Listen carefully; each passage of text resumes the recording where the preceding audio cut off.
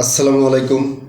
সবার সুস্বাস্থ্য কামনা করে আজকে যে বিষয়টা বলতে চাই সেটা হচ্ছে, অনলাইনে প্রায় দেখা যায় ইউটিউব, ফেসবুক যে শূন্য রিটার্ন সাবমিট করলে 5 বছরের জেল, অনধিক জরিমানা হতে পারে। এই কথাটা আসলে কতটুকু সত্য, এই কথাটার যুক্তিযুক্ত কতটুকু? দেখা যাচ্ছে আপনার একটা 10 সার্টিফিকেট আছে, আপনি পূর্বে রিটার্ন সাবমিট করতেন, আপনার ব্যবসা বাণিজ্য ভালো ছিল, তো তখনকার হিসাব একরকম। পরবর্তীতে যদি আপনার সম্পদ নষ্ট হয়ে যায় বা পিতার কাছ থেকে টাকা নিয়ে চলেন, অথবা দেখা যাচ্ছে আপনার সব প্রপার্টির হিসাব করে আপনার জিরো রিটার্ন আসছে, সেক্ষেত্রে দোষের কোথায়? এক্ষেত্রে আপনার 5 বছরের জেল কেন হবে? এটা তো লজিক।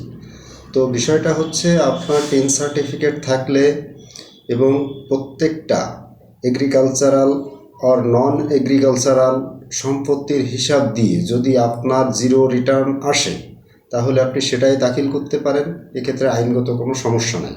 কিন্তু যদি ভুল তথ্য দিয়ে জিরো রিটার্ন সাবমিট করেন, সেক্ষেত্রে কিন্তু আইনগত সমস্যা হতে পারে বা হবে। ধন্যবাদ। আসসালামু আলাইকুম।